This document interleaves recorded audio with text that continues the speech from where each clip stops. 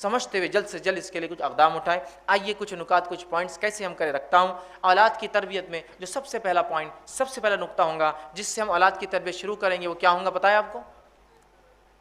بہت سی مرتبہ لوگ اولاد کی تربیت کی جب بات آتی ہے تو سمجھ لیجئے بچہ 3 سال 4 سال 5 سال 6 سال یا 10 سال کا ہو گیا تو پوچھتے ہیں کہ اب اس کی تربیت کے لیے کیا کیا جائے۔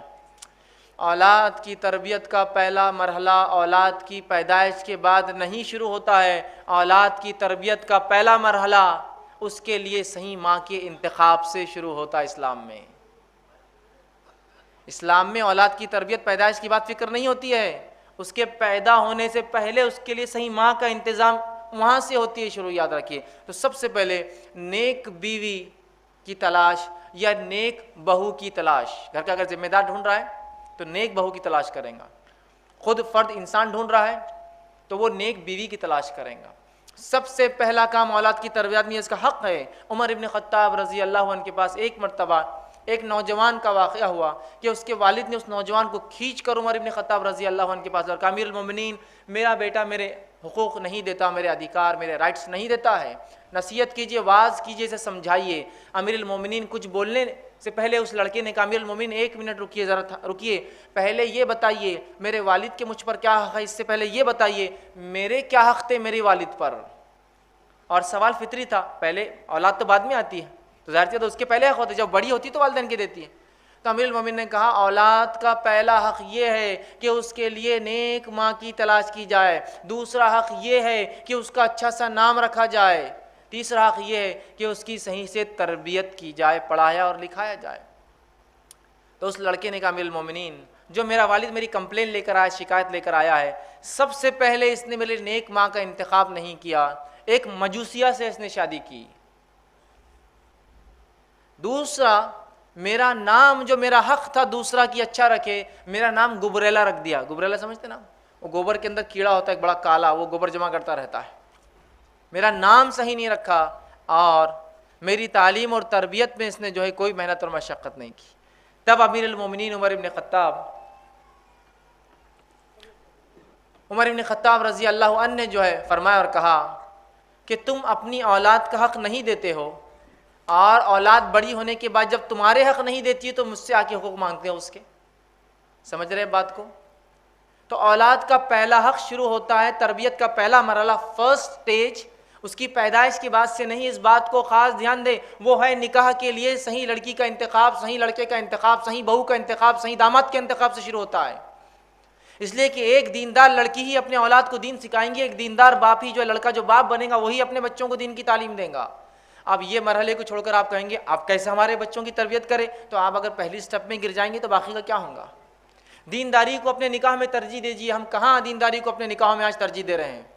تمام چیز دنیا داری والا معاملہ ہوتا ہے، لڑکی پسند کرنا ہے دنیا داری، لڑکا پسند کرنا ہے دنیا داری، دینداری کو سب سے پہلے ترجیح دیجیے۔ اور نبی اکرم صلی اللہ علیہ وسلم نے اس بات کی وضاحت کر فرمایا، لوگ عورتوں سے 4 چیزوں کی وجہ سے نکاح کرتے ہیں، متفق علیہ روایت ہے، صحیح بخاری اور صحیح مسلم کی۔ لوگ عورتوں سے 4 چیزوں کی وجہ سے نکاح کرتے ہیں۔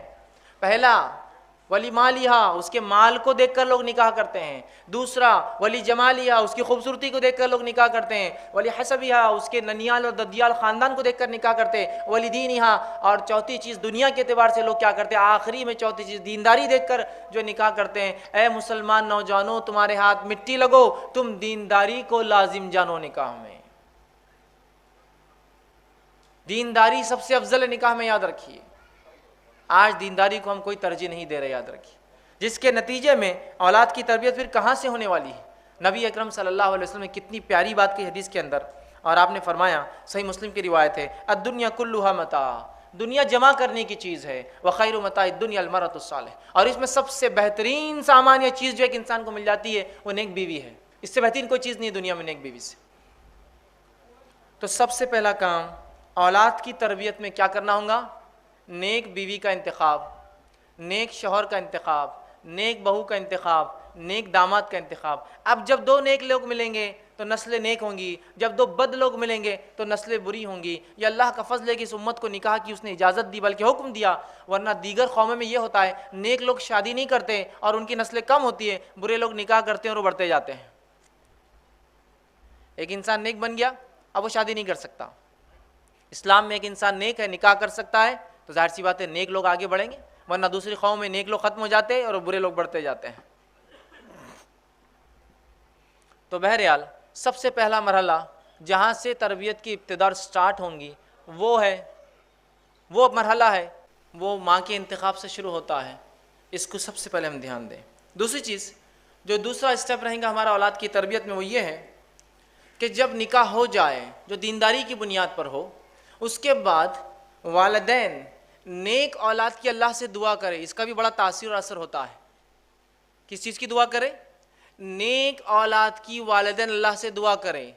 افسوس کی بات یہ ہے بہت سے لوگ نکاح کرتے ہیں لیکن کبھی نیک اولاد کی دعا نہیں کرتے ہیں۔ نیک اولاد کی دعا کرنا یہ انبیاء علیہ الصلاۃ والسلام کی سنت ہے نکاح کے بعد، لیکن آج ہم دعائیں نہیں کرتے ہیں۔ تو یہ بڑا اہم عمل ان کی تربیت کا حصہ ہے، یہ ابھی دنیا میں آئے نہیں ہیں لیکن یہیں سے شروع ہوتی ہے تربیت ان کی، کہ نیک جو ہے اولاد کی جو ہے دعا کریں۔ ہمارے پاس تو عام طور سے یہ ہوتا ہے کہ اگر نکاح کے بعد اولاد نہ ہو تو لوگ مختلف قسم کے شرک اور بدعت میں لگ جاتے ہیں۔ ایک تو یہ پارٹ ہے، اگر اولاد نہ ہو تو مختلف قسم کے شرک اور بدعت میں لگ جاتے ہیں۔ اندازہ لگائیے جو اولاد شرک اور بدعت کے بنیاد پر وجود میں آئیں گی وہ اولاد کہاں سے اللہ کی توحید پر چلنے والی ہوں گی؟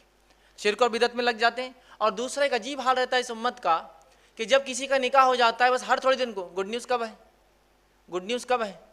اب وہ بیچاروں کی کیا پلاننگ ہے، ان کی کیا مصیبتیں ہیں، ان کی کیا پریشانیاں ہیں، سب کو گڈ نیوز ہی چاہیے بس، اور ہر کوئی دوسرے سے گڈ نیوز کب ہے، گڈ نیوز کب ہے، اور وہ پریشان بیچارے آپس میں کہ ہم تو کوشش کر رہے ہیں بھائی لیکن اللہ نہیں اولاد دے رہا تو اب ہم کیا کریں، اور ذہنی طور سے وہ پریشان ہو جاتے ہیں۔ تو یہ سب سے پہلے اس نہیں بلکہ یہ دعا کرے کہ اللہ نیک اولاد عطا فرما۔ اچھا، اولاد کی نیکی کی دعا تو نہیں ہوتی ہے، جو کچھ دعا ہوتی ہے کیا ہوتی ہے ہمارے پاس؟ نکاح ہو گیا کسی کا، بوڑھی عورتیں ہوتی ہے گھروں میں، وہ دعا دیتی ہے اللہ تم کو چاند سا بیٹا دے۔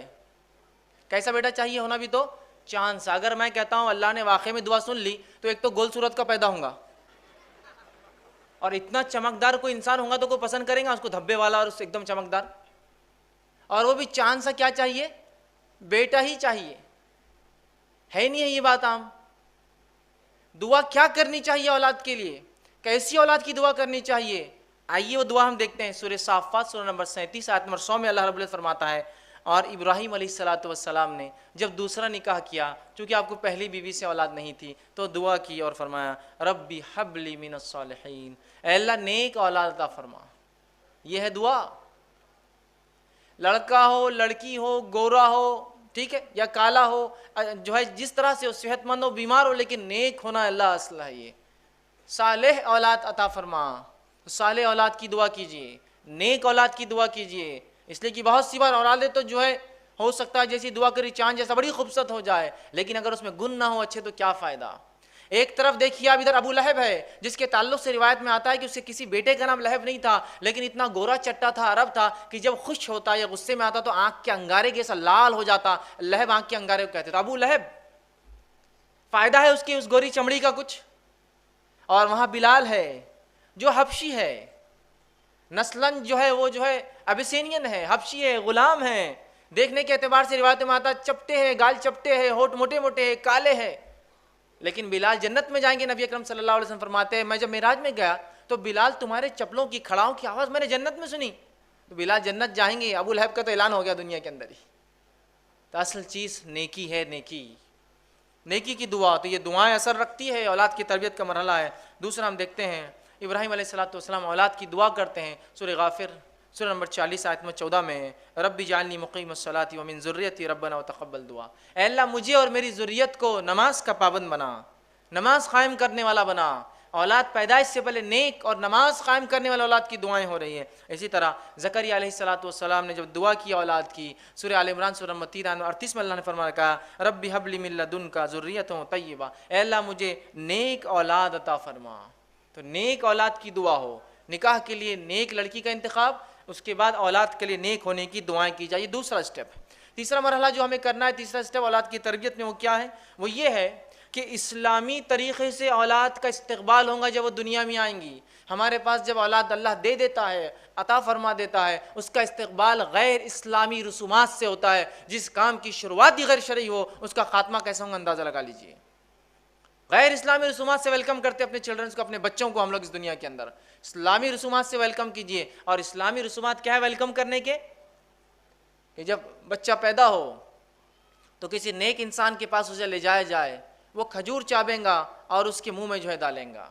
اس کے بعد جب 7 دن ہو جائے، 7 دن اسلامی اعتبار سے 7 دن ہو جائے تو 7ویں دن اس کے لیے عقیقہ کیا جائے، اس کا اچھا سا نام رکھا جائے، ٹھیک ہے، اور اس کے سر کے بال نکالے جائے اور ان بالوں کے وزن کے برابر سونا چاندی یا روپیہ تقسیم کیا جائے. اور ایک عمل صحابہ سے ملتا تھا، جب سر کے بال نکالتے تو دودھ میں زعفران ڈال کر وہ سر کے اوپر لگایا کرتے تھے.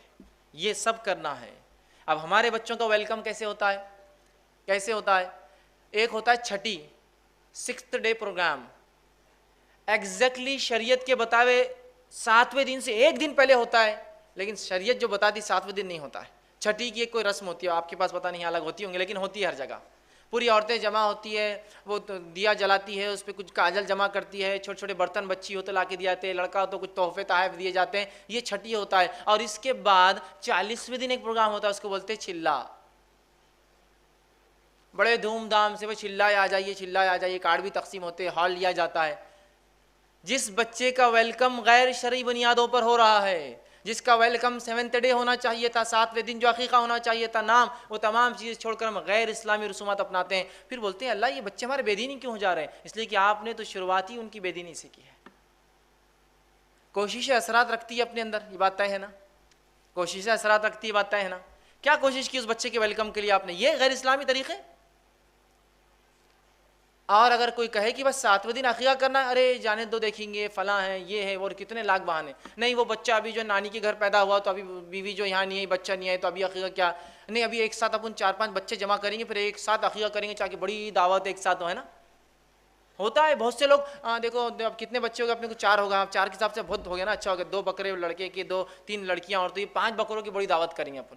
یہ بچوں کو جمع کر کے دعوت کرنے کون سا طریقہ آپ نے نکالا ہے؟ 7ویں دن کر دینا ہے.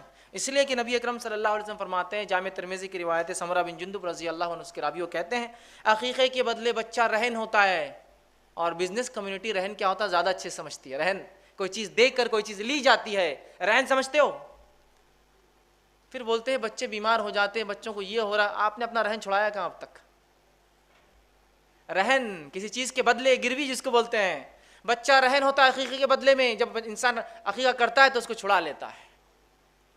تو لڑکا ہو تو آپ صلی اللہ علیہ وسلم کے تعلق سے مسند احمد کی روایت ہے، جو ہے ماں عائشہ رضی اللہ عنہ فرماتی ہے جب لڑکا ہوتا تو اللہ کے رسول 2 جانور ذبح کرنے، اور 2 بکرے، 2 دمبے، 2 بکریاں کا حکم دیتے، اور جب لڑکی ہوتی تو 1 ذبح کرنے کا حکم دیتے. اسی طرح مسند احمد کی روایت ہے، آپ صلی اللہ علیہ وسلم جب بچہ پیدا ہوتا تو اس کے بال نکالنے کی جو ہے اجازت دیتے کہ 7ویں دن اس کے بال، اس کو ایذا دینے والی چیز، چونکہ ماں کے پیٹ میں ان بالوں کے ساتھ رہا ہے، وہ بیماری اور ایذا دیتے ہیں، بال تکلیف دیتے ہیں، تو ایذا دینے والی چیز نکالنے کا حکم دیتے. اور صحابہ بالوں کو نکالتے. ان بالوں کے وزن کے برابر نبی اکرم صلی اللہ علیہ وسلم سونا یا چاندی، آج کے زمانے میں ہم بولیں گے کیش، اس کے برابر تقسیم کرتے غریبوں میں. ٹھیک ہے. اسی طرح اگر لڑکا ہو تو اس کی ختنہ کیجیے. ٹھیک ہے. لیکن آج ہم دیکھتے ہیں ان تمام چیزوں کو چھوڑ کر بدعت اور خرافات ہم لوگ کرتے ہیں. چھٹی اور 40واں ہم کر رہے ہیں، چلا جس کو کہتے ہیں. سنت کو جگائیے، ورنہ کیسے ہمارے بچے دیندار ہوں گے جن کا ویلکم اس طرح سے نہیں ہو رہا ہے. تو یہ بات بڑی اہم ہے، یاد رکھیے. اور اتنا ہم چیزوں کو کھینچتے، شریعت نے جو حکم دیا 7ویں دن عقیقہ تو پتہ نہیں 7 سال بعد ہو رہا ہے، 70 سال بعد ہو رہا ہے. نام رکھنا ہے 7واں دن، نام رکھنے کے لیے آخری حد ہے. 7th ڈے تو رکھنا ہے، اس سے پہلے بھی آپ طے کر کے رکھ سکتے ہیں. جیسے نبی اکرم صلی اللہ علیہ وسلم کو ایک لڑکا ہوا اور جبرائیل علیہ السلام آئے اور کہا اے ابو ابراہیم، مطلب لڑکے کا نام ابراہیم رکھا تھا آپ نے، اس لیے آتے ہی پکارا اس نام سے آپ کو. تو ایڈوانس رکھا جا سکتا ہے، اور بعد میں اگر میکسیمم لمٹ 7th ڈے ہے. لیکن حال یہ ان تمام چیزوں میں اتنا ہم غلو کر جاتے ہیں کہ بچے کا آپ دیکھیے، لڑکا ہے لڑکی 2 ہی چیزیں ہو سکتی، 2 نام طے کرنا ہے کوئی. لیکن اس میں بھی ایسا معاملہ ہے کہ بچہ پیدا ہو گیا، کئی مہینے کا ہو گیا، تو نانی الگ پکار رہی ہے، دادی الگ پکار رہی ہے، دادا کا لاڑا کا نام الگ، نانا کا لاڑا کا نام الگ، باپ الگ اور ماں الگ. چنو، منو، ٹٹو، لٹو، ٹنکو، سب ناموں سے ہیں، سوائے اس کے کہ 7ویں دن جو نام اس کا حقیقی تھا وہ چھوڑ کر سب ہو رہا ہے. اور نام پھر تلاش بھی کیا جاتا تو یونیک نام لگتا ہے ہم کو. یونیک سمجھتا نا، سب سے ہٹ کر نام چاہیے. اگر کوئی آگے پوچھے بچے کا نام کیا رکھو، لڑکا ہے لڑکی ہے؟ لڑکا ہے، عبداللہ رکھو. عبداللہ بہت پرانا نام ہے. عبد الرحمن رکھو، یہ تو اور بھی پرانا دکھ رہا. پھر کون سا؟ اچھا محمد رکھ دو. ارے نہیں یہ نام نہیں رکھ سکتے، بے حرمتی ہو جائیں گے. اچھا ٹھیک ہے سلیمان رکھ دو. یہ تو نبی کا نام یہ نہیں رکھ سکتے. ٹھیک، یہ بھی نہیں، کیا رکھتے پھر؟ یونیک نام چاہیے. تو میں ہمیشہ کہتا ہوں جو لوگ کہتے ہیں یونیک نام چاہیے, تو یونیک تو بہت سے نام ہوتے ہیں, آپ بہت سارے نام رکھ سکتے ہیں. اسٹیئرنگ نام رکھ دیجیے آپ کسی بچے کا, اسٹیئرنگ خان, کتنا اچھا نام ہے. یونیک کسی کا نام اسٹیئرنگ سنا آج تک آپ نے, ہے نا؟ بمپر خان, اسٹیئرنگ خان, مڈگارڈ خان, کہیں بھی نہیں ملیں گے آپ کو. یونیک, ایک دم سب سے ہٹ کر یونیک نیمز ہیں یہ پورے. نبی اکرم صلی اللہ علیہ وسلم فرماتے ہیں ناموں میں جو اللہ کو سب سے زیادہ بہترین نام, پسندیدہ نام ہے, عبداللہ اور عبد الرحمن ہے. اس کے بعد انبیاؤں کے نام, ہم کو تو پسند نہیں آتی ہے کوئی نام.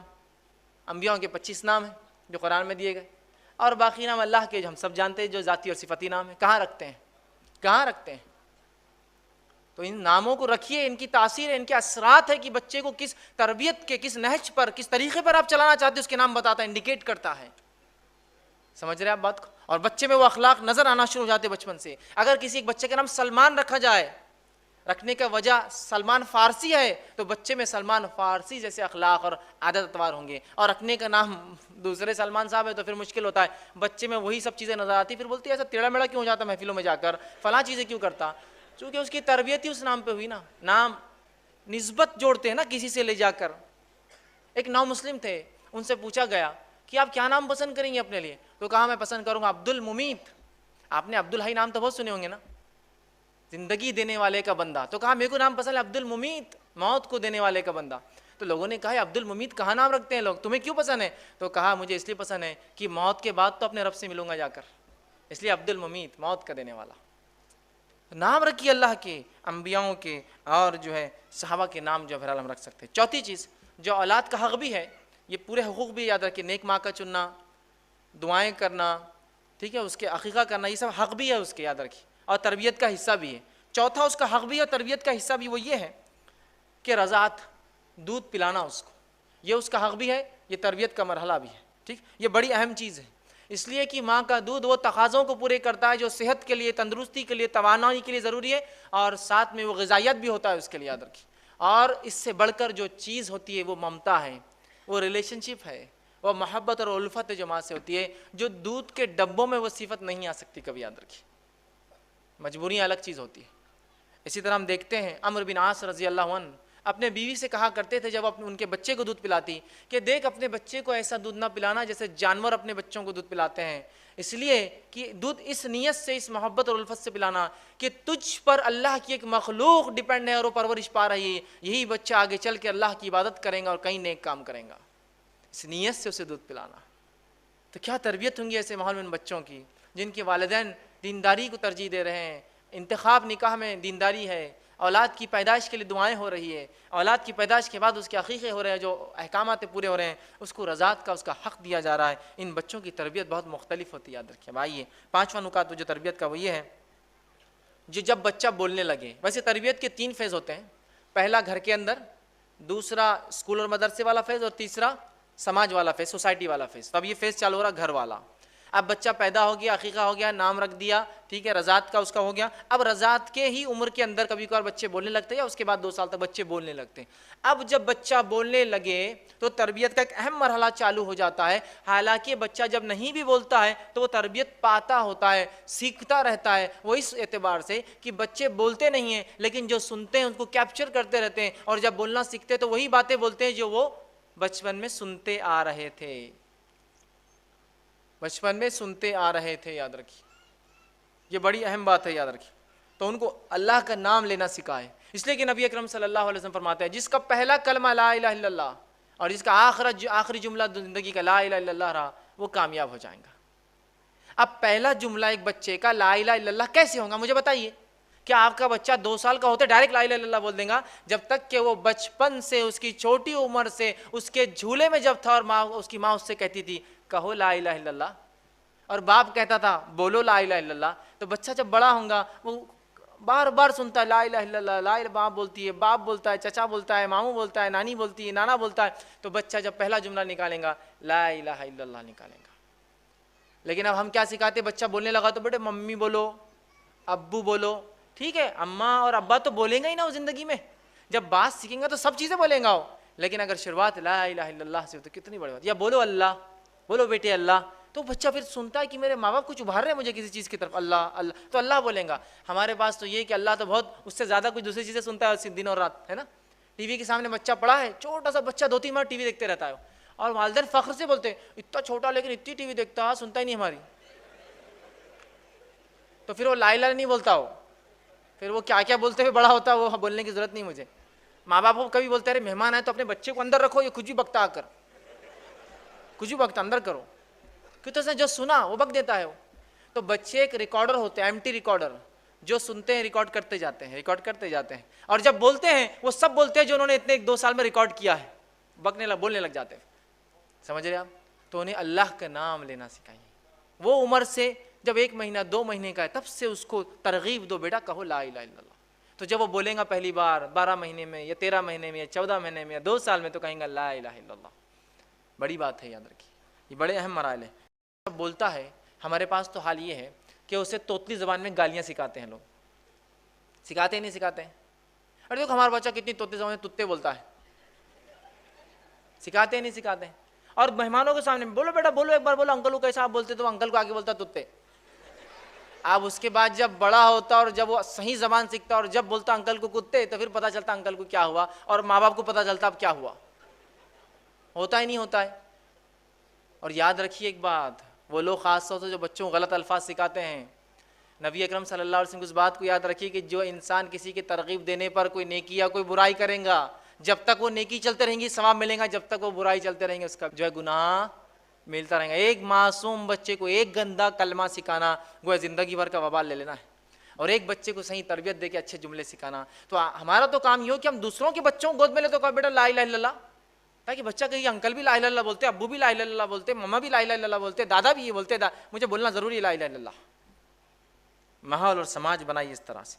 تو بچے کی تربیت جب بچہ بولنے لگے، اور ایک بات یاد رکھیے، ماں کی گود بچے کا پہلا مدرسہ ہے، فرسٹ اسکول ہے اس کا.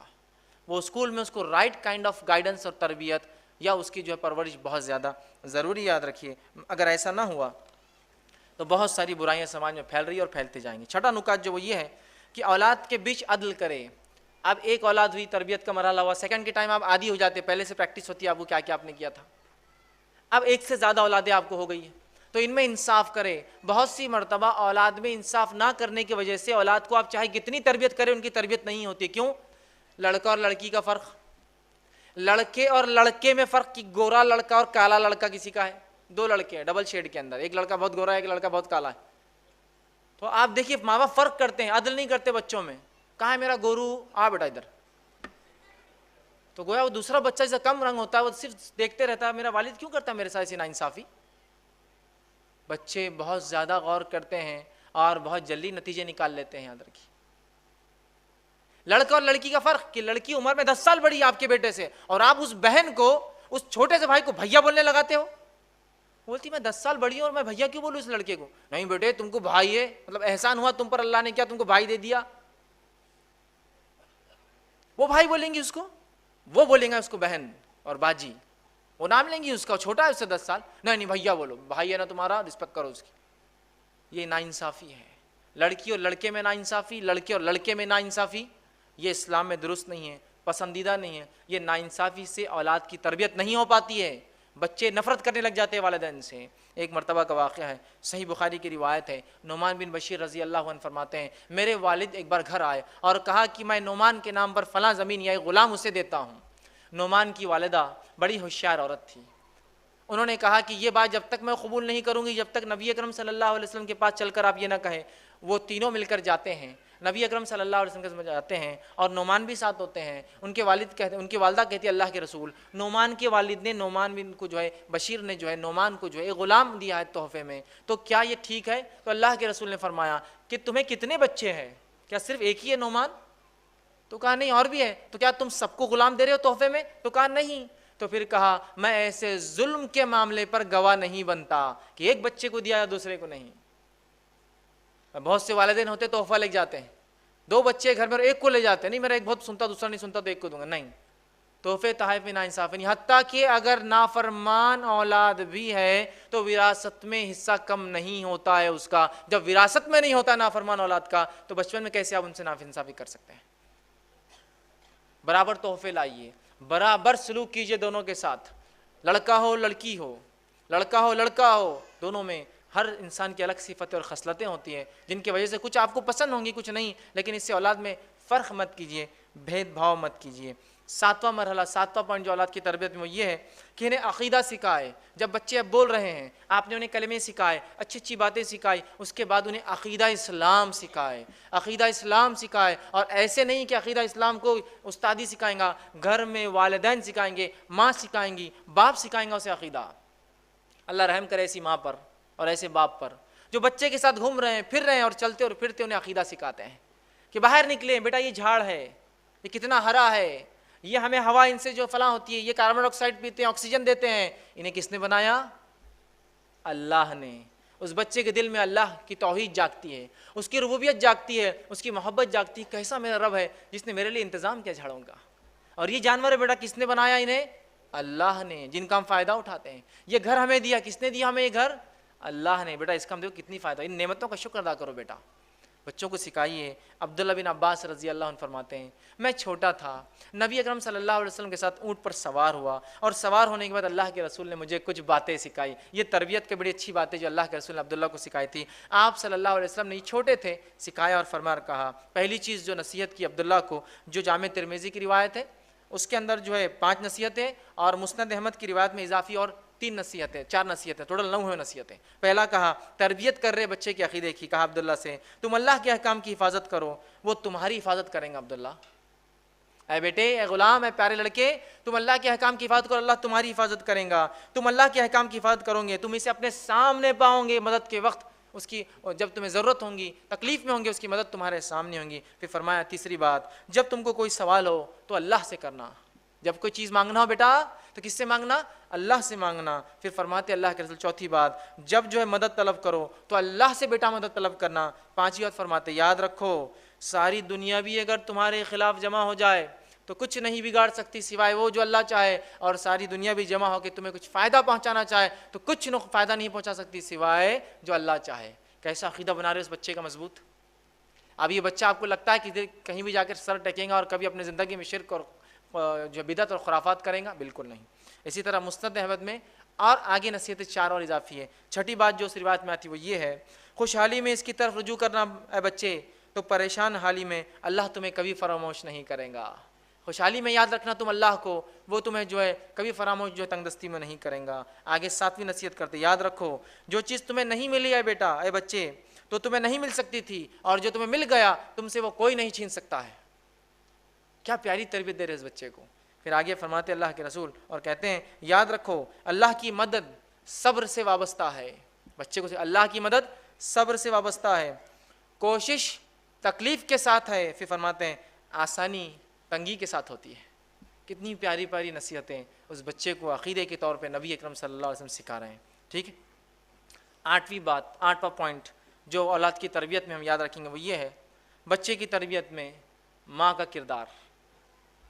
بچے کی تربیت میں ماں کا کردار۔ اب آپ کہیں گے باپ کا کردار کہاں گیا؟ باپ کا کردار آ رہا ہے، باپ کا کردار آ رہا ہے، لیکن پہلے ماں کا کیوں رکھا میں نے؟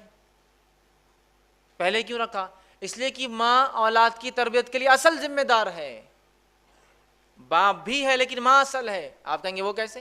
ابو داؤد کی روایت، ایک شخص آ کر کہتا ہے اللہ کے رسول صلی اللہ علیہ وسلم، میرے ماں باپ میں سے میری خدمت کا پہلا حقدار کون ہے؟ کہا ماں۔ دوسرا حقدار کون ہے؟ تو کہا ماں۔ کہا تیسرا حقدار کون ہے 3rd لیول پر؟ تو کہا ماں۔ کہا چوتھا حقدار کون ہے؟ تو کہا تیرا باپ، تمہارے والد۔ والد کا رینکنگ کیا آئی؟ 4th۔ اگر اس اعتبار سے دیکھا جائے تو gold medal goes to father, gold medal گیا باپ کو، جو معاف کرنا ماں کو، سلور میڈل گیا ماں کو، برونز میڈل گیا ماں کو، اور باپ کو صرف پارٹیسپیشن پرائز ملا صرف 4th لیول پر آتا ہے وہ۔ جب اسلام ماں کو یہ درجہ دے رہا ہے تو کچھ وجہ ہوں گی نا اس کے پیچھے۔ اگر آپ کو ایک پوزیشن اور پوسٹ دی جاتی سماج میں تو کیا آپ ناکارہ، نااہل کام نہ کرنے کی وجہ سے دی جاتی ہے یا کام کی وجہ سے دی جاتی ہے؟ اسلام نے عورت کو ماں کا جو مقام دیا ہے وہ اس لیے اتنا اونچا ہے کہ اس کا مقام، اس کی اہمیت اور اس کی تربیت سب سے اول ہے، اس لیے اس کا اہم ہے۔ اور اسی لیے اسلام نے عورتوں کو کام سے اور تجارت سے دور رکھا، اس لیے کہ ان کو سب سے امپورٹنٹ ورک کرنا ہے سماج کا، لڑکے اور لڑکیوں کی تربیت کرنا ہے۔ سمجھ رہے آپ؟ اسی لیے ان کو گھر میں رکھا، ذمہ داریاں دی کمائی کی، چونکہ اسلام جانتا ہے بہت اہم کام کرنا ہے عورتوں کو۔ ٹھیک ہے، تو ماں کا پہلے کردار ہے. اور یاد رکھیے ماں کا کردار اتنا اہم اور اصل ہے کہ اولاد باپ کے مقابلے میں ماں کے عقیدے پر ہوتی ہے. اولاد باپ کے مقابلے میں ماں کی عقیدت پر ہوتی ہے. یاد رکھیے, سمجھ رہے ہیں بات کو؟ یہ لوگ غور سے سنیں جو دینداری کو نہیں دیکھے خوبصورتی کو ترجیح دیتے ہیں. اولاد باپ کے مقابلے میں ماں کے عقیدے پر ہوتی ہے. مطلب اولاد ماں کی بات زیادہ سنتی ہے باپ کے مقابلے میں. اگر باپ کہے کہ اس گھر میں آج اس دن یہ چیز نہیں ہوں گی, وہ قائل نہیں اس چیز کا, وہ کہے کہ چلا جائے, تو وہ عورت بچوں کو بولتی بیٹا ابو آئے نا شام میں نہیں بولنا, وہ سب کرتی ہے. جب شام میں ابو آتے آج کچھ ہوا تو نہیں, بچے بولتے ابو کچھ بھی نہیں ہوا آج. بیوی بولتی نہیں آپ نے نہیں بولی بات میں کیسا کر سکتی کوئی چیز. بچے سپورٹ کس کو کرتے ہیں؟ ماں کو. اب ماں دیندار ہے, باپ کتنا بھی بے دین ہو تو ماں بچوں کو تربیت یافتہ کر دیں گی. سمجھ رہے ہیں آپ بات کو؟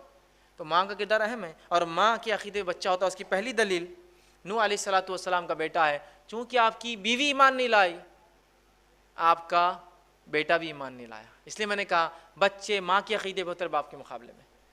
چونکہ بچے اپنے دل کی بات جب باپ کو بھی کہنا ہوتا ہے, والد کو, تو کس سے کہلواتے ہیں؟ ممی آپ بولو, امی آپ بولو, والدہ آپ بولو, امی حضور آپ بولو, ہے نا؟ یہ کرتے ہی نہیں کرتے. تو بہت اہم ہے ماں کا کردار. تو عورتیں اس بات کو غور سے سنیں, آپ ایک بہت اہم ذمہ داری کے تحت معاشی ذمہ داریوں سے, اکنامیکل برڈن سے دور کی گئی ہے تاکہ آپ تربیت کریں بچوں کی. لیکن افسوس کی بات ہے آج ہماری مائیں کہاں وہ تربیت کری, ہماری بہنیں اور مائیں جو تربیت مطلوب ہے. آج تو تربیت کا یہ معاملہ ہے کہ ماں کے گود میں ایک ہماری بہن کے گود میں ایک چھوٹا بچہ ہے, اور وہ بیٹھ کے 3 گھنٹے اگر سنیما اور ٹی وی دیکھتی ہے, تو کیا امید کی جائیں گی ان بچوں سے کہ یہ خالد بن ولید بنیں گے اور یہ ابوبکر اور عمر اور عثمان بنیں گے؟ بہت اہم کردار ہے ماؤں کا. جب ماؤں نے اپنی ذمہ داری چھوڑ دی تو یاد ہے کہ روز قیامت پوچھ بھی ہے. وہ حدیث یاد کیجئے, اور عورت سے پوچھوں گی اس کے شوہر کے بچوں کی کیا کیا اس ذمہ داری کا, اور جو ذمہ داری ضائع کرے وہ جنت کی خوشبو بھی نہیں سونگے گا. تو آج ہم دیکھ رہے ہیں مائیں تربیت نہیں دے رہی. دوسرا واقعہ ام سلیم رضی اللہ عنہا, ان کے بیٹے انس بن مالک, انس کے تعلق سے آتا ہے رضی اللہ عنہ کہ ان کی والدہ ایمان لائی تھی. ابو انس غیر مسلم تھے, اور ایک مرتبہ وہ گھر آئے تو یہ تو ایمان والی تھی. انس سے کہا کہو بیٹے لا الہ الا اللہ, تو انس نے فوراً کہہ دیا لا الہ الا اللہ. تو ابو انس نے کہا کہ تم تو بگڑ گئی ہو, میرے بیٹے کو بھی بگاڑ دے رہی ہو. اور لاکھ منع کرنے کے باوجود بھی انس برابر جو ماں کہتی رہی لا الہ الا اللہ کہتے رہے. تو بچوں پہ ماں کا اثر زیادہ ہوتا ہے باپ کے مقابلے میں. آئیے تیسرا واقعہ اسماعیل علیہ السلام کا, جن کی والدہ ہاجرہ علیہ السلام ہیں. جو ہاجر علیہ السلام ایک ایسی ماں کی مثال ہے جس نے اپنے بیٹے کی ایسی تربیت کی جس کی زیادہ تفصیلات تو تفصیلات زیادہ کیا بالکل ہی نہیں ملتی, سوائے ایک واقعے میں ایک جملے کی جو اللہ رب العزت نے اپنی کتاب میں دہرایا. وہ جملہ بتا دیتا ہے کہ کیا تربیت تھی ہاجرہ کی اسماعیل کے معاملے میں علیہ السلام, کیا تربیت تھی. ابراہیم علیہ السلام چھوڑ کر گئے اس شیرخوار جو اسماعیل کو اور اپنی بیوی کو, لیکن اس کے بعد جب ایک حکم ہوتا ہے خواب کے ذریعے کہ جا کر اپنے بیٹے کو ذبح کر دو, اس بیٹے کو لے کر نکلتے ہیں اور کہتے ہیں بیٹا میں نے خواب دیکھا ہے, انی تذبحک فانظر ماذا تری, اس خواب میں دیکھتا ہوں میں تجھے ذبح کر رہا ہوں, اب تو بتا کیا کرنا ہے. تو بیٹے کا ایک جملہ ہاجرہ کی تربیت کا کنکلوژن ہے. بیٹا کہتا ہے کہ اے میرے والد کر گزریے تفعل ما تؤمر, کر گزریے جو رب کی طرف سے حکم آپ کو آتا ہے. ستجدونی انشاءاللہ من الصابرین, آپ مجھے انشاءاللہ صبر کرنے والوں میں پاؤں گے. یہ ایک جملہ اسماعیل کا ان کی ماں کی تربیت بتاتا کیا تھی, جو ایسی کی تھی ہاجرہ نے, ایک یونیک تربیت کہ باپ آ کر کہتا ذبح کرنا ہے اور بیٹا کہہ رہا ہے کر گزریے جو آپ کا رب آپ کو حکم دیتا ہے, انشاءاللہ میں صبر کرنے والوں میں رہوں گا.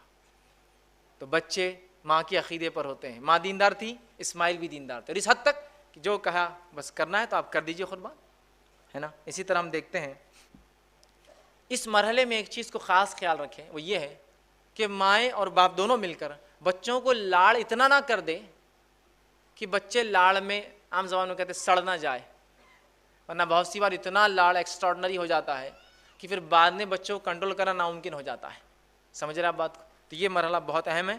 اور ایکسٹراڈنری لاڑنے جس کو عام زبان میں کہتے ہیں کہ سونے کا نوالا کھلائیے لیکن کڑوی نظر سے دیکھیے ان کو. سخت معاملہ ہوگا, سب کیا کھانا ہے کیا پینا ہے کیا دینا ہے سب کیجیے جو کرنا ہے, لیکن تربیت کی اور بد اخلاقی کی اور کسی دوسرے معاملے میں ذرہ برابر بھی چھوٹ نہیں ہے بچوں کو ہمارے. سونے کا نوالا کھلائیے لیکن کڑوی نظر سے دیکھیے تاکہ وہ بگڑے نہ. ٹھیک. نواں مرحلہ, نواں جو کام کرنا ہمیں 9 پوائنٹ وہ یہ ہے باپ کی تربیت کیسی ہوں گی، مطلب باپ کا رول تربیت میں اولاد کی بڑا اہم ہے، ماں کے بعد اس کا چونکہ رول آتا ہے، باپ کا رول بھی یاد رکھیے تربیت میں بہت اہم ہے، اور باپ اور استاد یاد رکھیے دونوں کی ذمہ داری ایک جیسی ہوتی ہے، اس لیے میں اس کو انشاءاللہ عزیز جو ہے بچہ جب گھر سے باہر قدم رکھتا ہے تو جو ہے تربیت میں باپ کا کردار، باپ کا رول، اور اس کے بعد اس کے استاد، اس کے ٹیچر، دونوں کا رول آتا ہے۔ تو باپ ہونے کے ناطے ایک انسان جو اپنے بچے پہ چیک رکھے، چیک سمجھتے ہیں آپ، مطلب یہ کہ دن بھر وہ ماں کے ساتھ تھا، شام میں آ کے آج ستائے تو نہیں، آج دعائیں یاد ہوئی، آج عربی برابر ہوئی، آج اسکول گئے تھے، آج ہوم ورک ہوا، آج دعائیں فلاں ہوئی، آج یہ ذکر ہوا تھا کہ آج پورا چیک، پڑوسیوں کو تکلیف تو نہیں دے گی، پورا چیک کیا گے والد۔ اور اگر کہیں چوک ہو اور اس کی بیوی آ کر کمپلین کرے بچے کی ماں، تو والد اس کو سیریسلی لے اور بچوں کی تنبیہ کرے، ڈانٹے اور سمجھائے کہ آئندہ یہ غلطی میں نہیں سنوں گا آپ کی۔ جیسے ایک ماں ٹیچر ہوتی ہے تو باپ ایک ایگزامینر جیسا ہے کہ آگے وہ چیک کرے گا کہ کیا ہوا، صحیح ہوا نہیں ہوا تربیت۔ ورنہ بہت سی بار ماں تو انتھک کوشش کرتی ہے، شام میں باپ آ کے پوری محنت پانی پھیر دیتا ہے کہ بچے آ کے بولتے ہیں ابو ابو آج امی نے ایسا کرے، اور الٹا جو ہے وہ آدمی اس کی بیوی کہتا ہے کیوں ایسا کرے میرے بچوں کو، بچے شیر بن جاتے ہیں، پھر ان کو پتہ چل گیا ماں کی نہیں سننا ہے اپنے کو۔ تو یہ بات یاد رکھیے، باپ جو ہے، اور باپ کے لیے بہترین نمونہ ابراہیم علیہ الصلاۃ والسلام، باپ کے لیے بہترین نمونہ خود نبی اکرم صلی اللہ علیہ وسلم، اور باپ کے لیے بہترین نمونہ کہ کیسا ہو جو ہے لقمان علیہ السلام ہے۔ قرآن کے مختلف ابواب اٹھائیے اور ان کی زندگیوں کو دیکھ لیجیے تو پتہ چلے گا باپ کیسا ہونا چاہیے، ٹھیک۔ اسی طرح 10واں نکات وہ یہ ہے بچے کی تربیت میں اسکول اور درسگاہ کا رول، اسکول اور درسگاہ کا رول۔ اب بڑے اہم ہم ایشوز کی طرف جا رہے ہیں، اس لیے کہ اب گھر میں تربیت ہو رہی ہے، لیکن اب رائٹ کائنڈ آف ایجوکیشن اگر باہر نہیں ملے گا تو اس کے بھی بہت خطرناک نتائج نکلتے ہیں، یاد رکھیے۔ جیسے کہ جو اسکول اور درسگاہ کا جو رول جو بچے کی زندگی میں ہوتا ہے تربیت میں بڑا اہم ہے، یاد رکھیں، اس لیے کہ ماں باپ کی تربیت کے بعد اب اسکول اپنا رول، یا مدرسہ جس کو کہے اسکول کا، یہ وہ رول ادا کرتا ہے۔ لیکن آج ہم دیکھتے ہیں ہمارے پاس مذہبی اسکولوں کا وجود ہی نہیں ہے، مدرسہ ایک الگ چیز ہے، ایسے اسکول کی تو ہمارے کتنے پرسنٹیج بچے مدرسوں میں جاتے بتائیے آپ؟ پورے امت کے میں سمجھتا ہوں 3 سے 4 یا 5 یا 10% بچے مدرسوں میں جاتے ہیں، باقی بچے کہاں جاتے ہیں؟ اسکول۔ آج ہمارے پاس اسلامک اسکول کا کوئی تصور نہیں ہے، لیکن آج ایسے اسکولوں کی اتنی سخت کمی ہے، ارے اسکول تو بہت دور کی بات ہے، ایسی دینی درسگاہوں کی بھی کمی ہے جو دینی درسگاہ ہمارے بچوں کو کتاب اور سنت کے مطابق تعلیم دے۔ ہوتا ہے نا کچھ اسکول چلیے اب نہیں ہے ایسا اسکول، تو ہمارے بچے اسکول الگ پڑھتے ہیں، مدرسہ جاتے ہیں، جا کے مکتب میں سیکھتے ہیں، ان مکتبوں کا بھی انتظام نہیں ہے ہمارے پاس۔ اور اگر ایسے اسلامک اسکول نہیں ہے تو انہیں ڈالیے، اور اگر نہیں ہو سکتا تو اپنے بچے کو بہت طے کر کے ایسے سیکولر اسکولس میں ڈالیے جہاں مذہب کی کوئی چھاپ نہ ہو، ورنہ پتہ نہیں وہ کون کون سے مذہب کے بچپن سے قائل ہو جائیں گے۔ یاد رکھیے بچے بڑے اثر لیتے ہیں چیزوں کا، تمام تر وسائل ہونے کے باوجود بھی ہم نے آج جو ہے اسکولوں میں جو ہے وہ نظم اسلامک اسٹڈیز کا نہیں لایا، یا ایسے مکتب اور مدارس نہیں قائم کرے جو خالص کتاب و سنت کی تعلیم دے۔ اسی طرح آج ہم دیکھتے ہیں جو کچھ تھوڑے بہت پیرنٹس ہیں جو دھیان دیتے ہیں وہ صرف دنیاوی ایجوکیشن پر دیتے ہیں، دینی ایجوکیشن غائب ہے ان کے پاس، صرف دنیاوی ایجوکیشن۔ دینی تعلیم کو بھی اہمیت دیجیے، اس کے لیے نظم قائم کیجیے، اس کے لیے سسٹم بنائیے۔ یاد رکھیے جتنا پیسہ اسکول میں ڈالتے ہیں میں سمجھتا ہوں اس سے زیادہ پیسہ آپ نے دینی تعلیم میں ڈالنا چاہیے، اس لیے کہ اگر یہ بچہ مر جائیں گا تو آخرت میں جو چیز کام آئیں گی وہ یہی تعلیم ہے۔ اس کے لیے ہم جو ہے کوشش کریں اور اس کے لیے ہم تمام ذمہ دار ہیں۔ 11واں پوائنٹ وہ یہ ہے، اور انشاءاللہ کچھ اور پوائنٹس کے بعد ختم کروں گا، وہ یہ ہے کہ بچے کی تربیت میں اب دوست اور احباب مطلب اس کے اب دوست اور فرینڈ سرکل کا بڑا امپورٹنس ہوتا ہے۔ اب یہ تھا مرحلہ پیدائش، گھر کی تربیت وہ سب ہوا، اسکول کی تربیت ہو گیا، اب آیا معاملہ دوستوں کا۔ ایک بچے کو لاکھ اچھی تربیت دینے کے بعد بھی ایک غلط دوست پوری زندگی کی آپ کی محنت پہ پانی پھیر سکتا ہے، لہٰذا ہمارے بچوں کے کون دوست اور کون سہیلیاں ہوں نہ ہوں اس کو طے والدین کریں گے، ہم کریں گے۔ بیٹا آج کس کے ساتھ ہے؟ امی آج ہم عبداللہ کے ساتھ ہیں۔ بڑے عبداللہ کون ہے؟ عبداللہ فلاں انکل کے بچے۔ اچھا وہ انکل کون ہے؟ نکالیے ڈیٹیلز، کہیں ایسا تو نہیں ہمارا بچہ حرام خور لوگوں کے ساتھ، یا ایسے لوگ جو حرام خوری کرتے ہیں ان کے ساتھ، یا لوگوں پہ اور انسانیت پہ ظلم کرتے ہیں ان کے ساتھ رہے، ورنہ وہ بگڑ جائیں گا۔ پھر تو والدین طے کریں گے بچے کس کے ساتھ رہیں گے، اس لیے کہ نبی اکرم صلی اللہ علیہ وسلم کی حدیث ہے جو الایمان میں علامہ ابن تیمیہ لے کر جنہوں نے اس حدیث کو لایا ہے، جو کہ ناصر البانی رحمہ اللہ نے اس کو حسن درجہ دیا، آپ نے فرمایا کہ اللہ کے رسول نے آدمی اپنے دوست کے دین پر ہوتا ہے، لہٰذا تم میں سے کسی کو بھی اس چیز کا خیال رکھنا چاہیے کہ کس سے دوستی کرتا ہے۔ آدمی اپنے دوست کے دین پر ہوتا ہے، لہٰذا تم میں سے ہر شخص کو خیال رکھنا چاہیے وہ کس سے دوستی کرتا ہے۔ اور عربی کا ایک مقولہ قول ہے کہ تم یہ نہ پوچھو کہ وہ کیسا ہے، تم یہ دیکھو کہ اس کے دوست کیسے ہیں۔ مطلب کسی کے بارے میں معلومات لینا ہے تو پوچھنے کی ضرورت نہیں ہے، اس کا فرینڈ سرکل دیکھ لیے آپ کو پتہ چل جائے گا کہ وہ کون ہے۔ سمجھ رہے آپ؟ تو بچوں کے دوست اور سہیلیاں بغیر والدین کے سلیکشن کے نہ ہو، یہ بات طے ہو۔ 12ویں چیز وہ یہ ہے کہ بچوں کی تربیت میں کھیل کود کا نظم۔ بہت سی بار والدین بچوں کو کھیل کود کرنے نہیں دیتے ہیں، اور ایک غلطی جو والدین سے ہوتی ہے معلوم وہ کیا ہے؟ یہ غلطی کو آپ اگر سدھاریں گے انشاءاللہ بہت زیادہ فائدہ ہوگا. وہ کیا ہوتا ہے؟ بچہ جا کر سمجھے ٹیبل پہ ہاتھ لگا رہا ہے، یہ مت کرو. گلاس اٹھا رہا ہے کانچ کا، یہ مت اٹھاؤ. گاڑی پہ بیٹھ رہا ہے چابی لے رہا ہے، یہ مت لو. کھانا کھا رہا ہے تو ایسا مت کرو، وہاں مت جاؤ، یہاں مت آؤ. ہم کیا کرتے معلوم؟ صرف کیا مت کرو، کیا مت کرو، نہیں نہیں نہیں نہیں نہیں بولتے ہیں. وہ دل میں سوچتا ہے دنیا میں لائق ہے کچھ، ہر چیز نہیں اور نہیں اور نہیں اور نہیں تھی کرنے کی. تو سمجھ رہے آپ؟ ہر چیز کو آپ بولتے ہیں گاڑی کی چابی کو ہاتھ مت لگاؤ. فوراً آپ کو بولنا پڑے گا بیٹا گاڑی کی چابی کو ہاتھ مت لگاؤ، آپ کو ایک دوسری کی لا کے دیں گے، اس سے کھیلا کرو، چونکہ اس کو چاہیے وہ چیز. کانچ کے گلاس کو ہاتھ مت لگاؤ، آپ اسٹیل کے گلاس سے کیوں نہیں پانی پیتے اور کھیلتے ہو. وہاں مت جاؤ، اس کے بدلے بیٹا آپ یہاں جاؤ نا، ادھر خطرہ ہے. یہ مت کھاؤ، اس لیے کہ اسلام میں منع ہے بیٹا، وہ کیوں نہیں کھاتے؟ فوراً الٹرنیٹ دیجیے اس کو. یہ نہیں تو کیا، یہ نہیں تو کیا. یہ سنت رسول ہے کہ اللہ کے رسول جب صحابہ کسی عمل سے روکتے فوراً الٹرنیٹ سلوشن دیتے. جیسے کہ آپ صلی اللہ علیہ وسلم فرمایا، ایک بار دیکھا حضرت بلال رضی اللہ عنہ 2 ناخص کھجوریں، ردی کھجوریں لے کر گئے اور ایک اچھی لائے. آپ نے کہا بلال یہ کیسے ہوا؟ تو کہا میں نے 2 ردی کھجوریں ایک شخص کو دی اور اس کے بدلے میں ایک اچھا لے لیا. آپ نے کہا ایسا مت کرو، اس میں سود ہے. تم 2 ردی کھجوریں پہلے بیچو اور بیچنے کے بعد پھر ایک ٹوکری اچھی کھجور لو. تو پہلے آپ نے کہا یہ غلط ہے اور فوراً سلوشن دیا کیا کرنا ہے. تو بچوں کو والدین سے غلطی کیا ہوتی ہے معلوم؟ یہ مت کرو مت کرو مت کرو مت کرو مت کرو بولتے ہیں. فوراً آپ بولے یہ مت کرو اور یہ کرو، یہ مت کرو بیٹا یہ کرو، یہ مت کرو یہ کرو، چونکہ ان کو کرنا ہے ایکٹیویٹی کچھ نہ کچھ. فطرت ہے نا بچوں کی. تو بچوں کی تربیت میں کھیل کود بڑا امپورٹنٹ رول رکھتے ہیں. ہمارے پاس پیرنٹس اس پہ دھیان نہیں دیتے والدین. کھیل کود کا کوئی نظم جس سے ان کی جو ایکسٹرا انرجی ہوتی ہے جو برن نہیں ہوتی نا، تو پھر وہ کیا کرتے ہیں معلوم آپ کو؟ کہیں بھی یوز کرتے ہیں. بہت سے بار بچوں کو والدین کمرے میں بند رکھتے ہیں، گدے پھاڑ دیتے ہیں، دیواروں کو رنگ دیتے ہیں، پھر والدین پریشان ہوتے ہیں ایسے بچے کیسے ہوتے جا رہے ہیں. آپ ان کو کھیلنے لگا رہے ہیں، ان کے اس جوش اور توانائی کو ختم کیجیے. ڈیلی جو ڈیولپ ہوتی ہے، چلیے آج کھیلنا ہے، آج گارڈننگ کریں گے بیٹا، آج سنڈے چلو آج کھودنا ہے، پلانٹیشن کرنا ہے اپنے کو، آج یہاں جانا ہے، آج مدد کرنا ہے، سوشل سروس کا کام ہے اپنا. چھوٹا بھی ہے تو ساتھ لے جائیے اس کو. بچے سیکھتے ہیں. آپ کا بزنس ہے، آپ کوئی چیز جما رہے ہیں، چلو بیٹا آج جمانے کے لیے میرے ساتھ رہوں گے. اس کی اس ایکسٹرا انرجی کو یوز کیجیے، اس کو رائٹ کائنڈ آف گیمز میں ڈالیے. ایسے کھیل جو اس کے جسم کو نشو و نما دیتے ہیں. وہ فالتو قسم کے گیم نہیں جس کے اندر اس کا دن اور زندگی برباد ہو رہی ہے. اچھے کھیل یاد رکھیے، اچھی چیزیں یاد رکھیں جو ضروری ہے ایک انسان کے لیے. ان کھیلوں کی طرف، ان چیزوں کی طرف جو متوجہ کرے اور ان کو رائٹ کائنڈ آف سپورٹس کے اندر ڈالے، اور جس سے ان کے جسم کی توانائی، طاقت، قوت ڈیولپ ہو. اسی طرح جو ہے 13 پوائنٹ وہ یہ ہے کہ بچوں کے درمیان انعامی مقابلے رکھیے. انعامی مقابلے سمجھتے آپ؟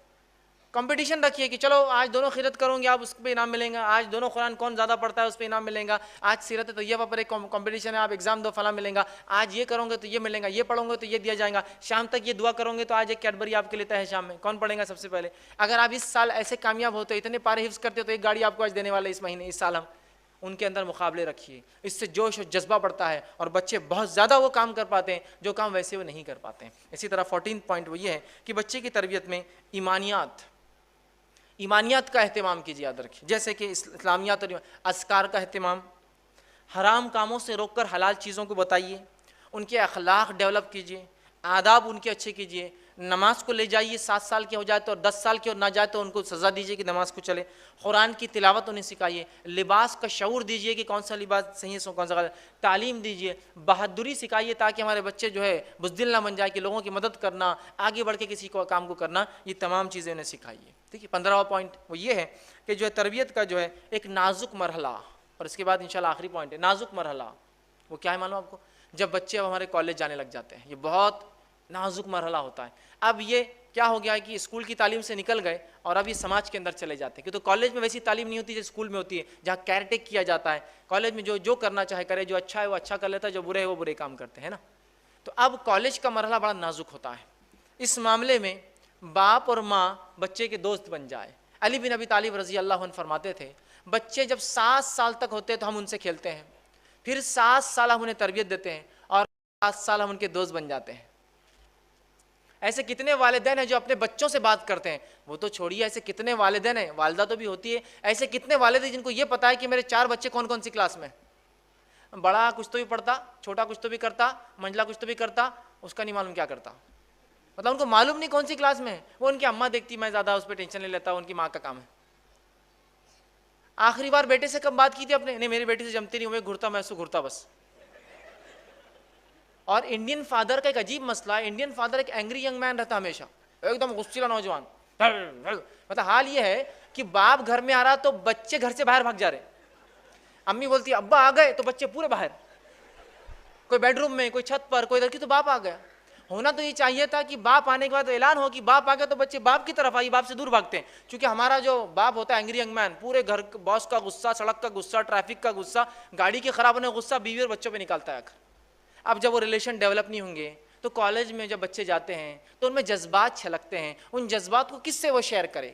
پھر جب آپ ان کے دوست نہیں ہوتے ہیں تو وہ غلط دوست اور صحبت میں پڑ جاتے ہیں۔ تو ماں دوست بن جائے ان کی، باپ دوست بن جائے کہ بھائی کیا چل رہا ہے کالج میں، اب سب ٹھیک تو چل رہا ہے نا، کوئی مسئلے مسائل ہو تو ہم سے ڈسکس کیا کرو یار، دوست بن جائیے ان کے، تب ہم دیکھیں گے یہ تمام جو غلطیاں ان سے ہو رہی نوجوان سے بچ جائیں گے، کیونکہ ان کا فادر گائیڈ کر رہا ہے ان کو، دنیا دیکھ چکا ہے ان کا باپ پوری، ان کی ماں دنیا دیکھ چکی ہے، وہ گائیڈ کر رہی ہیں۔ یہ بڑی اہم چیز ہے، اور یاد رکھیے ان کو جو ہے اس بات کو سمجھائیں، اور خاص طور سے اس بات کا دھیان دیں کہ جب آپ کے بچے کالج میں جائیں ان کو محبت کی حقیقت کیا ہے شرعی اعتبار سے ضرور سکھائیے آپ، ورنہ عشق مزاجیوں کے چکر میں بچے اپنی زندگیاں برباد کرتے ہیں۔ محبت کی کیا حقیقت ہے شریعت کے مطابق، یہ بڑی اہم چیز ہے کہ تو محبت ایک ایسا جذبہ انسانی نفس میں جو راسخ وہ نکل نہیں سکتا ہے، شریعت اس کو کنٹرول کرتی ہے، صرف وہ بتائیے بیٹا کیا جائز اور کیا ناجائز ہے، کیا کرنا اور کیا نہیں کرنا ہے، اور فاسد محبت سے آپ کو اپنے آپ کو بچانا ہے ان کالجز میں، اور اس چیز میں جا کے اس کی تربیت انہیں دیجیے۔ اور 16واں اور آخری پوائنٹ جو ان کی تربیت کے اندر بڑا اہم رول ادا کرتا ہے وہ یہ ہے، اب کالج جا رہے ہیں، بڑے ہو چکے ہیں، بالغ ہو چکے ہیں، جتنے جلدی ہو سکے ان کا نکاح کر دیجیے، جتنے جلدی ہو سکے نکاح کر دیجئے۔ نکاح کرنے کے لیے وہاں پر 100 بہانے، نہیں ابھی وہ پڑھ رہے ہیں، تو پڑھ رہے تو کون خرچہ برداشت کر رہا ہے ان کا؟ آپ ہی کر رہے ہیں نا۔ لڑکی پڑھ رہی ہے تو کون خرچہ برداشت کر رہا ہے اس کی شادی ہونے تک؟ آپ ہی کر رہے ہیں نا۔ تو شادی کرنے میں کیا جاتا ہے؟ شادی ہونے سے ایک بوجھ آ جائے گا، وہ اچھے محنت کریں گا۔ یاد رکھیے نکاح نہیں ہونے سے جو برائیاں پھیلتی ہیں نا تو وہ کنٹرول نہیں کی جا سکتی، چونکہ انسانی فطرت ہے کچھ چیزیں، اور فطرت تو ختم نہیں کیا جا سکتا۔ تو جتنے جلدی ہو سکے نکاح کر دیں۔ باپ اس اللہ رب العزت اس باپ پر رحم کرے جو اپنے بچے کا نکاح صرف یہ سوچ کر جلدی کرتا ہے کہ میرا بچہ جو کسی شر اور فتنے میں نہ پھنس جائے نکاح نہیں ہونے کی وجہ سے۔ یہ زمانہ جو حالات جو ہے بہت برے جا رہے ہیں، یاد رکھیے۔ اس زمانے میں ہم دیکھ رہے ہیں لوگ اتنے قسم کے برائیوں میں جو پھنس چکے ہیں صرف اس وجہ سے کہ نکاح نہیں ہوتا ہے۔ تو والدین دھیان دیں اور جلد سے جلد نکاح کر دے۔ اب میں نے بات نکاح سے شروع کی تھی، پھر لا کے میں نے بات نکاح پہ ختم کر دی ہے۔ اب پھر وہی مرحلہ نکاح، دیندار لڑکی، اور پھر وہ پوائنٹس پورے گول چلیں گے۔ یہ سائیکل بن گئی پھر سے آ کر کہ نکاح آ گئے، نکاح کے بعد پھر وہی تربیت، وہ سب آئیں گے، پھر نکاح کا معاملہ آئے گا۔ تو نکاح کر دیں تاکہ پھر اب یہ سائیکل پھر چلیں گی، اور ایک نسل کے بعد دوسری نسل دنیا میں آئیں گی جو اللہ کی عبادت کریں گی۔ تو لہٰذا یہ بے انتہا ضروری ہے کہ ہم اس بات کو سمجھیں، اولاد کی جو ہے صحیح تربیت کریں۔ ایک آخری جو ایک پوائنٹ ہے، پوائنٹ نہیں وہ ایک سوال ہے جو والدین کرتے ہیں، اس کا جواب دے کے بات ختم کروں گا۔ ہم لاکھ کوشش کرنے کے بعد بھی ہمارے بچے سدھرتے نہیں۔ ہم نے لاکھ عربی کی، ٹیوشن کی، اسکول کیا، کالج گیا، پیسہ خرچ کیا، پھر بھی بچے نہیں سدھرتے۔ وجہ کیا ہے؟ اس کی بڑی ایک اہم وجہ ہے، اس وجہ کو رکھ کے اپنی بات ختم کروں گا۔ بڑی عام اور بڑی اہم وجہ ہے۔ اگر اس وجہ کو آپ نے آج ختم کر دیا، اس چیز کو آج ختم کر دیا، تو آج ہمارے گھروں کی آدھی تربیت تو ہو جائیں گی۔ میں اگر آپ سے کوشچن کروں کہ ایک ہاؤس ہے پانی کا، اس کے اندر صاف پانی بھرنا ہے آپ کو، اور اس ہاؤس میں ایک سوراخ میں سے گندا نالی کا پانی آتا ہے، تو کتنی دیر میں اس ہاؤس میں صاف پانی بھرا جائے گا؟ آپ کہیں گے زندگی بھر بھی نہیں بھرا جائے گا، چونکہ صاف پانی آتا گندا پانی آتا، صاف پانی آتا گندا پانی۔ عقل مند انسان وہ ہے جو پہلے گندے پانی کے راستے کو بند کرے، پھر صاف پانی اس میں بھرے، ہے نہیں ہے؟ تو یہ بگاڑ، اخلاقی بگاڑ، سماجی بگاڑ، یہ بگاڑ، وہ بگاڑ، ان کی تربیت کا بگاڑ کیوں آ رہا ہے؟ اس کی وجہ کیا ہے؟ ریزن کیا ہے؟ وہ ریزن رکھ رہا ہوں آپ کے سامنے۔ ریزن ہے کیا ہے معلوم آپ کو؟ اور اگر آپ آج آپ نے اس ریزن کو روک دیا، اس عمل کو چھوڑ دیا، اپنے گھروں کی آدھی اصلاح ہو جائیں گی، اولاد کی آدھی برائیاں، آدھے زیادہ برائیاں ختم ہو جائیں گی، اور وہ تربیت کا یا وہ چیز ہے جس کے لیے صرف آپ کو کیا چاہیے معلوم؟ ہمت چاہیے، تھوڑی سی ہمت۔ مردوں کو کہہ رہا ہوں، عورتوں کو تو ہمت کی بھی ضرورت نہیں، عورت آج بن کر سکتی ہے، مردوں کو ہمت لگتی ہے تھوڑی سی۔ کیوں؟ کیا ہوتا ہے جب میں بتاؤں گا تو آپ کو سمجھ میں آئے گا۔ صرف آپ کو جا کر اپنے کیبل چینل کو بند کر دینا ہے، آدھی اصلاح اور آدھی بگاڑ آج ختم ہو جاتا ہے، ابھی آج رات سے ختم ہو جائیں گے انشاءاللہ۔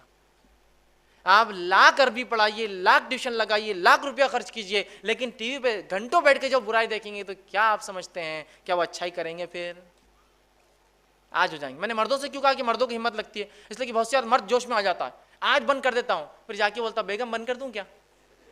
بیگم بولتی ہے تم رہیں گے یا ٹی وی رہیں گی، کیا کرنا ہے؟ تو بولتا اچھا ٹھیک ہے رہنے دو، ٹی وی رہنے دو، ٹھیک میں جا رہا ہوں۔ ہوتا ہے نا، ہوتا ہے، یہ مجھے پتا ہے، بغیر بیوی سے پوچھے کہ نہیں بند کر سکتے آپ۔ اس لیے میں نے کہا آپ کو ہمت لگے گی۔ عورتوں کو کیا کرنا ہے معلوم؟ صرف جا کے بولنا ہے آج سے ٹی وی نہیں چلیں گی۔ اگر اس کا شوہر بولا کیوں؟ اگر تم ٹی وی دیکھتے روم میں نہیں آتا، بولتا اچھا نہیں ٹھیک ہے ٹھیک ہے ٹی وی بند، میں لے آ کے پھینک دیتا ہوں اس کو باہر، روم میں آنا بند مت کرو، لیکن ہے نا۔ تو تو عورتیں آج کر سکتی ہے اصلاح، لیکن کیا ہے ہم لوگ یہ تو سنتے ہیں، 1000 لیکچرز 1000 بیانات سب ہوتے ہیں، پریکٹیکل عمل کرنا ہم سے نہیں ہوتا ہے، تو پھر پچھتاوا تو اور 1 سال بعد ایک لیکچر ہوں گا، 6 مہینے بعد یہی تربیت پہ، پھر اور یہ ہوں گا، پھر اور 10 سال بعد بھی یہ ہوں گا، کچھ نہیں ہوگا۔ اقدامات، فوراً سٹیپس لیجیے، سب سے پہلے ٹی وی بند کیجیے، یا پھر ٹی وی ویسے وہ ڈبہ حرام نہیں ہے، اس پہ جو آتا حرام حلال ہے، صرف وہ چیزیں دکھائے وہ جو اسلامک ہو، کیبل کے ذریعے نہیں بلکہ الگ سے کوئی سورس کے ذریعے ڈی وی ڈی ہے، اور کہ صرف اس پہ اسلامیات، ڈاکیومنٹریز یا ایجوکیشنل پروگرامز چلے، ورنہ یہ 10 سال اور 50 سال بھی اصلاح معاشرہ کی کوششیں کیجیے اولاد کی تربیت کے، نہیں ہو سکتی۔ یہاں بولیں گے بیٹے گالی نہیں دینا، وہاں ٹی وی پہ گالی سن رہا، بیٹے یہ جو ہے نا یہ ایسی چیزیں کرنا، لڑکیوں کو چھیڑنا برا ہے، وہاں لڑکیوں کو چھیڑتے ہوئے دیکھتا ہے، بیٹے فلاں کام برا ہے اور وہاں وہ سب ہوتا ہے، بیٹے کپڑے پورے پہنو ایسا بیاہی ہے، وہاں بیاہیوں کو دیکھتا ہے، بیاہی عورتوں اور مردوں کو دیکھتا ہے۔ تو بہرحال اس کو روکے بغیر جو ہے حل نہیں، یاد رکھے۔ تو لہٰذا یہ ایک سلوشن تھا جو لوگ بار بار سوال کرتے ہیں کہ ہمارے بچوں کی اصلاح کیوں نہیں ہو پاتی، حالانکہ ہم سب کوشش کر رہے ہیں، آپ نے برائی کے دروازے بند نہیں کیے تو اچھائی کیسے داخل ہوں گی پھر؟ ٹھیک ہے، تو لہٰذا ٹی وی کو بند کیجیے، انشاءاللہ عزیز، پھر تربیت میں آسانی ہوں گی، وقت بھی آپ کو ملے گا بہت سارا، اور پھر اچھے سے جو ذمہ داری اللہ نے دے کر ہمیں بھیجا ہے اولاد کی پرورش اور اس کی تربیت، تاکہ یہ آخرت میں ہمارے نجات کا ذریعہ بنے، یہ ہمارے مرنے کے بعد ثواب جاریہ کا ذریعہ بنے، یہ اس کو ہم سکسیسفلی اس مشن کو ہم جو ہے کمپلیٹ کر پائے۔ آخر میں اپنی بات کو میں ختم کروں گا۔ اللہ